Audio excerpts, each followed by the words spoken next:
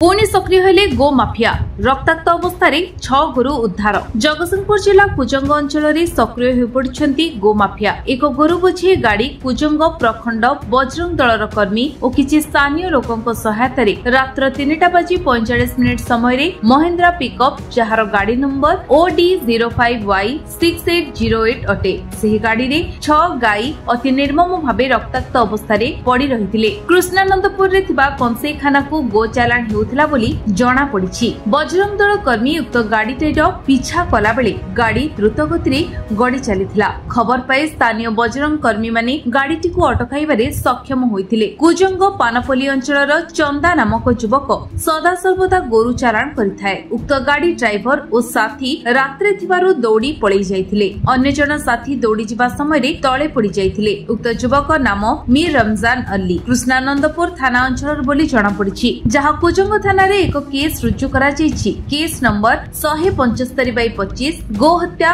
गो चालाण विभिन्न धारुआ अस्त्र शस्त्र रखिबा आईन आधार रे 79 506 184 11A 11D केस रुजु करा जायछि। सरकार गोरु चालाण प्रति ध्यान देबा सह मुख्य आसामी मानकु धरिबारे सक्षम हेले गो चालाण लोका जाई परिबो। पेट्रोलिंग को कड़ाकड़ी करबा सह कुजंग राहमा पंखपाଳ पाटपुर अंचल रे स्थानीय लोक माने दाबी करिसंती। सेमानक मुख्य रास्ता राहमा होइथिबारु राहमा अंचल रे एक थाना प्रतिष्ठा पई साधारण रे दाबी हेउछि। सकाळु परिस्थिति अणायत हेबारु कुजंग पुलिस और थाना अधिकारी वंशीधर प्रधान को सहायता रे उक्त गोरु बोझी गाड़ी और आसामी जन को पुलिस को जिम्मा दे कुजंग थाना को निया जाइथिला। गाय मानकु गोशाला को स्थानांतरित करा जाइथिला।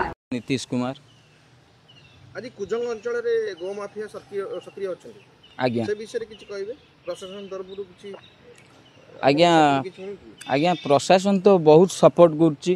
काली राति 2 घटिया समय आमको कॉल आसिला कि गोमाता को चोरी करी चोरा चालाण करी गोमाता मांस काटिकी बिकिवाई से ख्रीष्टानपुर को लेकिन जाऊँच। सांगे सांगे शुणा मात्रे आमर गो सुरक्षा टीम बजरंग दलर सांग सांग पहुँची जाइए घटनास्थल। गो गाड़ी भी आसते गो माफिया माने भी आसते बहु संख्यार।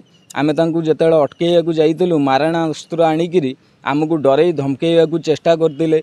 किंतु आमे जेहेतु पण रखीजु गोमाता जीवन दबु किंतु गोमाता को सुरक्षा दबु से आम आगे सी तिष्टि पार नथिले न तिष्टि पारी पछगुंचा दे पलैले।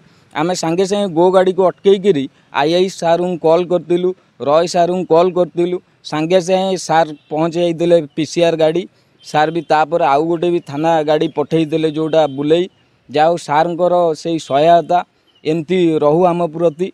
सार एमती सहायता कले मु भावुची कुजंग रे आउ गो माफिया माने उठी पारिबेनी। रेस्क्यू कराला रेस्क्यू आमे राति 2:45 3टा रे रेस्क्यू करलु। आज्ञा गाई अछन 5 जण गो वंश। गाड़ी रे 2 जण थिले आउ जणे मध्य पछपटे थिला सी गाड़ी आनिकी आसुला आउ 2टा बाइक तांको दउथले जाकू कहंती प्रोटेक्शन देइकिरी आनिकी आसुले। जय श्री राम मो सुरक्षा प्रमुख को प्रखंड कहूली।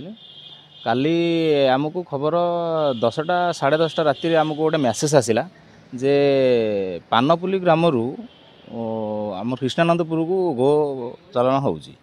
जेहेतु आमे शुणिलु तांको आमे फॉलो करने आमे बजरंग दलर सब टीम कथबार्ता होगी आमे रेस्क्यू करने एकमत हेलु।